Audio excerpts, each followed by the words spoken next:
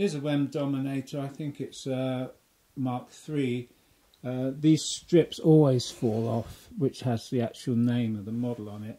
And that one, someone's got a gold one on there. Not bad condition, but the customer says it's got a horrible distorted sound. He thought it was the speaker. It's pretty good condition, this.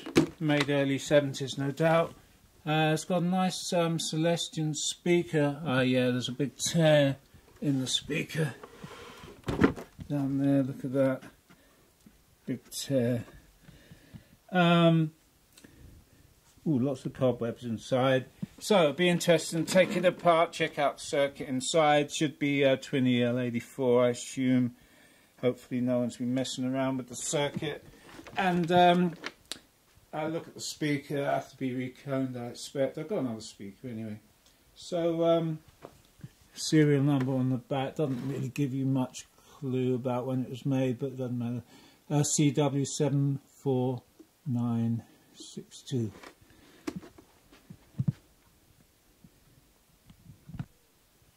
That metallic trim is just hideous. It's a piece of like fabric, but it's very well stuck on. And because you can't get the metal trim to go on there, rather than try ripping it off, I think I'll paint it with black, or I've got some metallic black here. Just masked it up so there's no overspray, and just paint it up, and so it's going to look a bit better. Okay, I've sprayed over that gold trim that someone put on there, which was horribly not rock and roll, and now it's black, which is, and it fits in with the rest of the amp. There's a tiny little bit there that's showing that nothing to worry about. So I'll continue stripping the amp down now and see what's inside. Taking the back off, and it's been off for a long time. It's got cobwebs. Inside we can see the original Mullard valves, two EL84s, and it looks like 3 CC83s at the front. All dusty inside, all original, no transformers that aren't discoloured or anything, nothing swollen up or blackened, so it's probably going to be okay. Just looks like the speaker with the ripped cone. I don't know why this piece of paper's been torn off the back, telling you the actual model number. It's a good old Celestion original, full of dust on it. So I'll check the valves and have a look around and see what we can do with the speaker.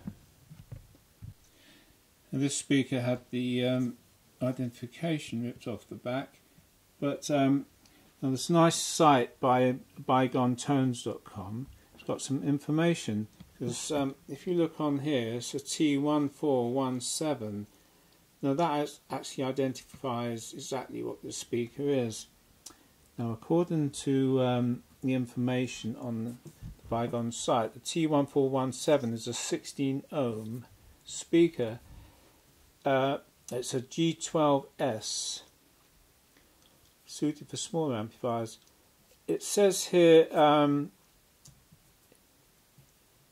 it says it's got the 7-ounce weight magnet, no green plastic cover. That's right, there's no green plastic cover on this one, but they put the sticker directly on the back.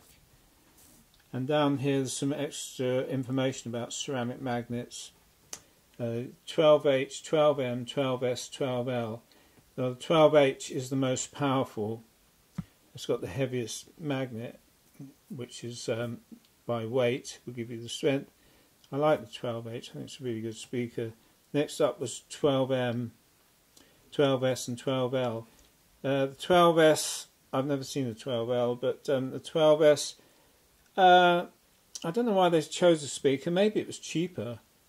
You wouldn't think it would be a lot cheaper, and also it would make the amp, you'd have to turn the amp up with maximum power to get maximum volume, whereas if you use a 12H you get a lot of volume out of that speaker for the same power in. Anyway, they they chose to use the S in it. Obviously this speaker's not much good with this big rip in it. So the coil's not rubbing though, so I'm going to have a go, nothing to lose, by using this very tough and very flexible clear adhesive called shoe glue. It's quite thick and it will cover the slot nicely, and it's very, very tough. So I'm going to give that a go. If it doesn't work, it doesn't work, nothing lost. But if it works, at least it will save the cost of a new speaker or having it reconed until we check out, see what it sounds like, if it works. Put the shoe glue on with the edge, a little screwdriver I use just to get it in position, and then smooth it out a bit with my finger so there's no big lumps. And it's quite thin on this side, and I've put some on the other side as well. Just easing the cone into the best position I can. Now that will set overnight, very hard but very flexible and very tough. If the cone doesn't rub, we'll try it and see if it works or whether it just sounds weird. Anyway, that's how I've done it. I've tested all the valves on the Avo. The valves are fantastic. These mullards, this amp couldn't have been used very much because these valves all test like they're brand new. Even the two EL84s are testing 100% within spec, and I don't think this amp was used very much. Now, I've been drawing out the circuit diagram. WEM Dominator Mk3, made 1977, early 97, and now because it's on a circuit board, which is almost like point-to-point wiring, because they just drew the circuit out between the various components. There's a nice little screen can there connected to earth. Sometimes you can't see the tracking through these things very easy, but if you get one of these modern bright torches and shine it underneath the circuit board, all the tracking shows up nicely, and you can actually see which component is connected to where the components go. So I'll be describing the circuit in a minute.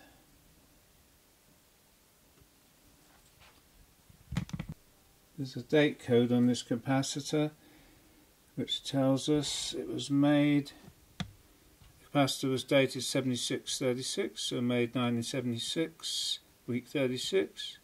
So that means this amp would be made after that, and probably not too much longer, because these capacitors were quite expensive in those days. They were made, shipped out and used straight away. They wouldn't have been hanging around for years. So this was made late 76, early 77, this amplifier. Some notes about this design of this WEM Dominator Mk3. I've drawn out the entire circuit, and it's a very, very simple circuit. It's different from previous Dominators because the tremolo's gone now, and they've tidied up the circuit and they've made more comprehensive tone controls. But everything else is pretty straightforward. There's a couple of odd things. Anyway, looking at the hardware, previous amps Dominators had quite a small output transformer, which I think gave the amps a lot of the tone, as it was nicely overdriven. It's much bigger now. As far as I know, the old output transformers never used to burn out, so I don't know why they've gone to bigger. The power transformer seems about the same. I've changed the diodes now. The tube valve rectifier EZ8180. I've gone, and the diodes are like tiny now compared to a valve, and will give a little more voltage.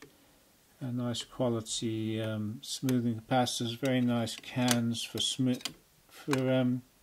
ECC83 shielding. Face splitter goes in there, doesn't need it. 2EL84s are fixed to the chassis. The construction of this is so that when it's all screwed together, it makes it very difficult to service. You'd have to, if any of these components went, you'd have to cut them out and probably solder to the leads rather than try and take the board out and solder to the other side. It'd be very difficult because all the pots and everything are all screwed to the front panel. Now this amp has 2 channels. In those days, I think they expected people perhaps to use 2 instruments into 1 amp, but these days 1 amp per person is enough. So it's a complete waste of an ECC83 because you only use 1 channel and the other channel won't be used. But I'll show you some mods which can make this amp much better. A circuit board, you can see the tracking through it. It's pretty crudely done.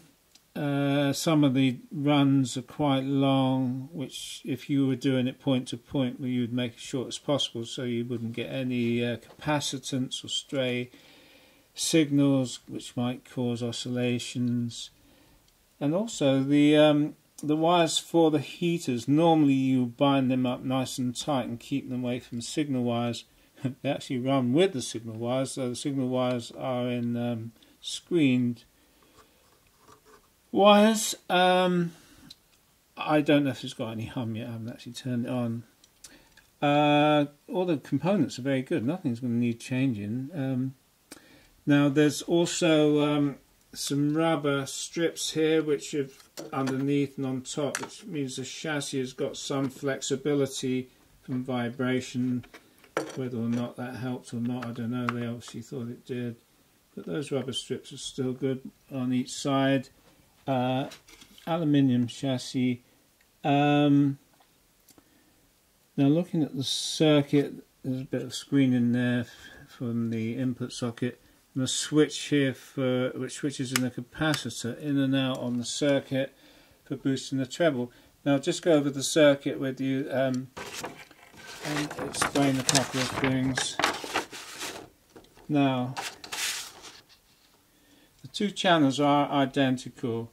They got ECC83 and tone controls, treble and bass, are exactly the same on each side, except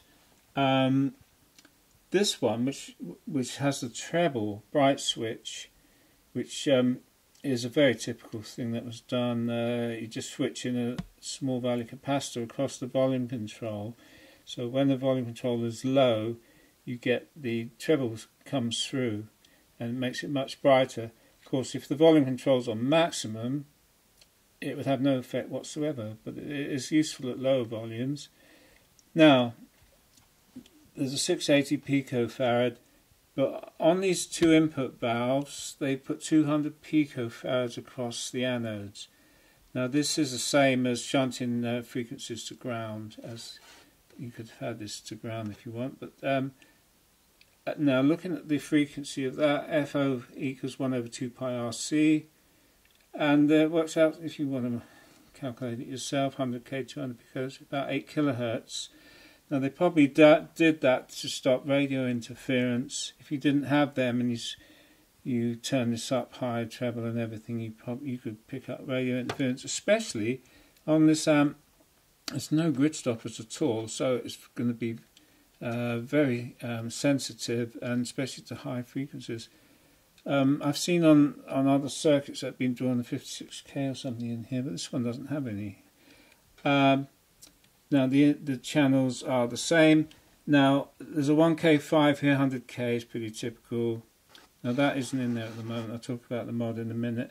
There is a 0.1 across the 1k5, and again that's about a 1 kilohertz lift. So they're trying to get the treble up all the way through. There's a 470k into the phase splitter. I don't know why they put that in, because it's not necessary to have such a resistor there. And also this phase splitter, balanced phase splitter, they put the signal from one channel on one side and the signal from the other one to the other side, which is quite normal. But with the mod I'm going to do, I'll show you a couple of changes to make this more versatile. The output at EL84s now, 10k grid stoppers is good, 470k bias, that's all very normal. 0.01s, it's all very standard, loads of circuits use these sort of things. Now the output transformer is completely normal. There's no stoppers, grid resistors on the secondary grid, except there is, of course, 1k5 down there. Now on the cathodes, the two EL84s, it's very easy when you draw out a circuit like this, just bang in a single resistor, and sometimes they even leave the capacitor off. Well, that's fine as long as these are about a matched pair. Now, in the olden days when Mullard made valves, they were matched pairs and they were very accurate, and you could put them in with complete confidence. But these days, I wouldn't. And if one of these valves starts going out with a lot of use, it will start drawing more and more current than the other one, and it will become completely unbalanced. And that's with a single resistor. Now the capacitor across there will increase the gain of the output stage, and also these can oscillate if you don't have a capacitor on here at high frequencies, and it's almost essential to put a capacitor across this resistor. But even better, and it wouldn't have cost them really anything really, is to put its own resistor on each valve, one on there and one on there, and not join them. And they could have even left the capacitor off then. At least capacitor probably would cost more than resistor probably. I don't know why they didn't do that. It would be a much better circuit if one valve started running hotter than the other. It would not completely fail. Anyway, they decided to do that. Obviously they were trying to save a little bit of money on the circuit, but it's pennies really. They used a cheaper 12S speaker, but other places there wasn't much saved in money. Anyway, the two channels. Let's just talk about the modification. Normally you plug your guitar in one and play through that one, and this one would just be idle all the time, doing nothing. So why not make use of it? Now it's very easy mod, a couple of very easy mods to do. Now you can't just couple these up and put your guitar into one with a splitter cable into both, because at the moment they're fed into the phase splitter. Now if you put the same signal in both sides, you get nothing out. So that wouldn't work. But what you can do, and they've already provided these 470k resistors, you can move this 470k which goes up to their point. I haven't looked exactly on the tracking yet, but it's probably very easy to do. It's just lift one end and connect it to this point, which is a mixing point, because you've got your 470 and 470, and you can mix this vol and this vol up and down. And the signals, if you put the same signal in both sides, they're in phase and they will add here. Now you might think that would give you no difference whatsoever, having the same signal. It does fatten up the tone, you can try it. But not only that, you can have this one on full treble, for instance, and this on bass, and then you can definitely get a different and more rounded tone. And it's definitely worth doing rather than not just use this section at all. Now, other things you can do. Now, rather than use a Y lead, these connectors are very easy to change because they've got little switching contacts on. And I've drawn the circuit here. All you have to do is remove the earth connection on the switching contact there and run it down to the other signal point, which would be down here. And then if you plug into channel 1, that opens up and you just get channel 1 all on its own, just like it was originally designed. If you plug it into channel 2, this one opens off the earth, but it comes up where you've connected it. There's nothing in here, so that contact's still made. So you're now feeding it to one feeding it to the other. So your signal, when plugged into channel 2, would go into both, and all your controls you can use. Now, at the moment there's no capacitor on there, so these are quite low gain inputs. Normally you'd put maximum gain on the first stage to lift the signal, so the rest of the circuit's got a nice big signal to deal with, so you don't lose signal and get lots of noise from where you're dropping the signal through these controls.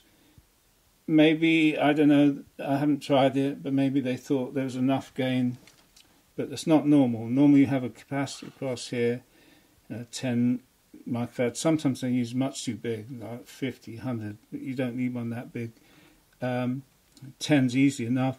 Even if you put a 1 microfarad, it'll still lift all frequencies above about 100 Hertz. Anyway, you don't have to put that one there, but let's mod the other channel, because you can leave that one standard. So let's put a 10 mu on there, give me a nice lot of gain on there. There's a 0.1 in the circuit at the moment, which, as I said, lists it at 1 kilohertz.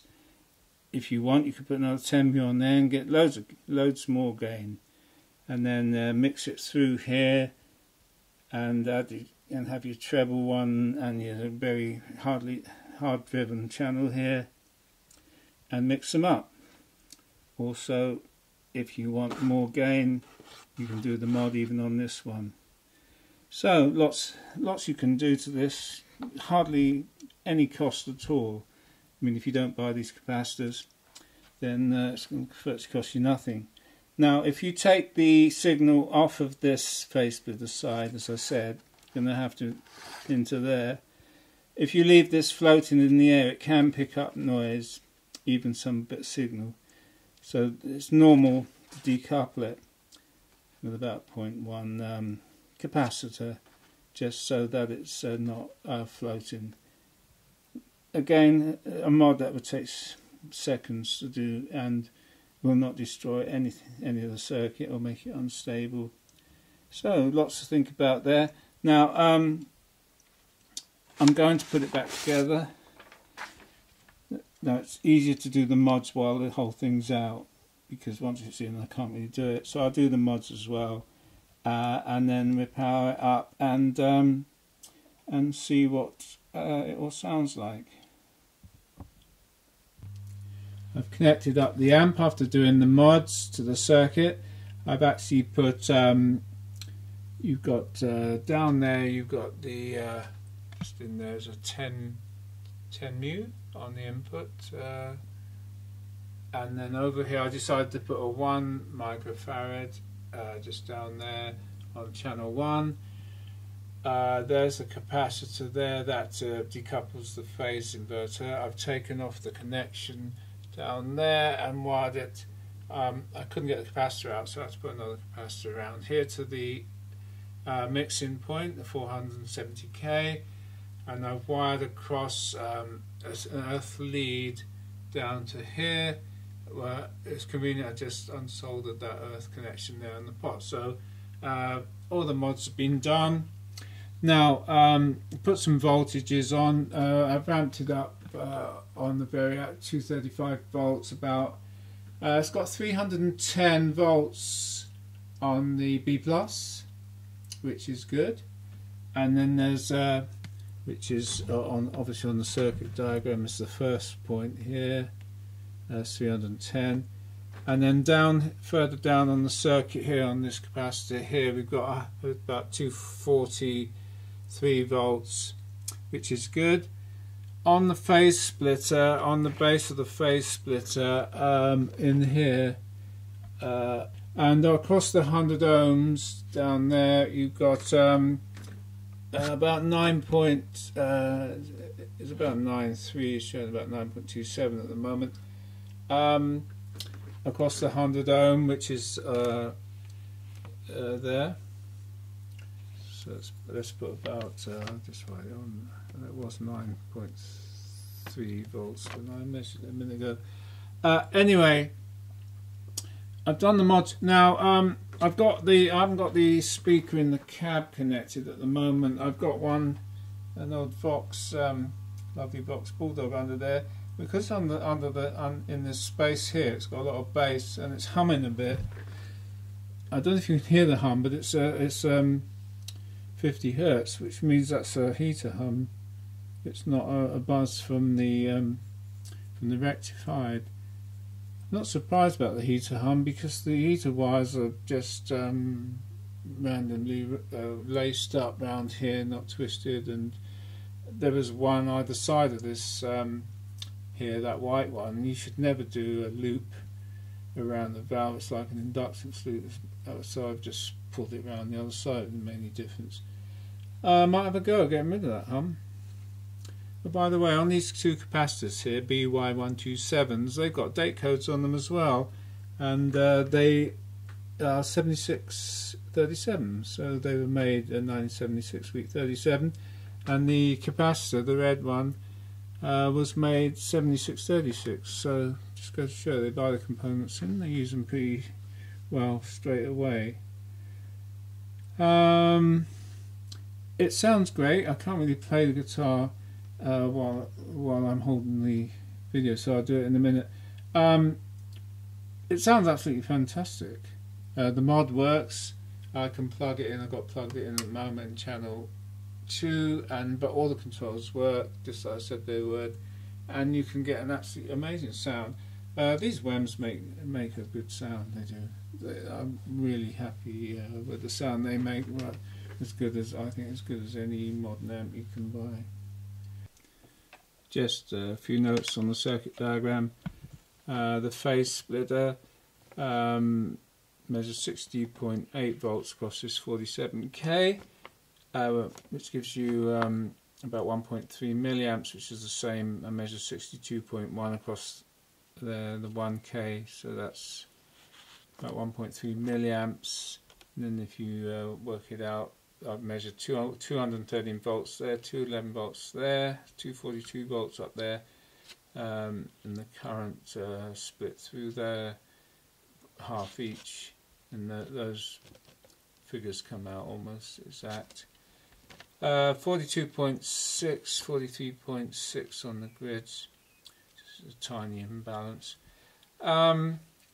Now the hum that I mentioned in the circuit was actually caused by me referencing this capacitor to the wrong earth point. It's very critical with this circuit board and the way all the earths have been randomly, well, or not randomly, wired up. You've got to make sure you earth parts of the circuit to the same point, and this capacitor I put in, I'd earthed to a point over here which obviously had some voltage ripple in it. I needed to earth it to exactly the same point which was there on the circuit board. I needed to reference point 1 I put in to make sure it's exactly at the same earth point as the other side, which is just here, so that any hum on this bit of circuit would appear on both sides.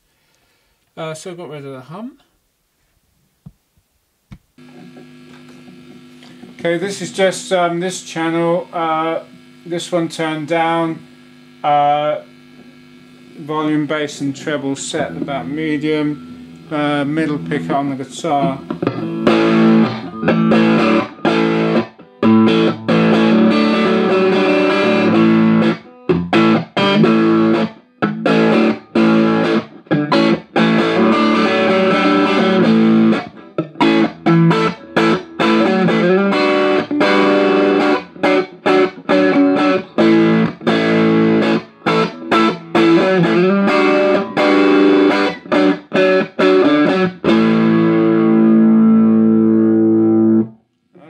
The other channel,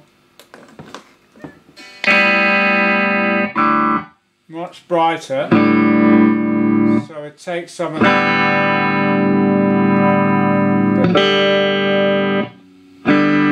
that's on full bass, these two are on full. See what it sounds like, this channel.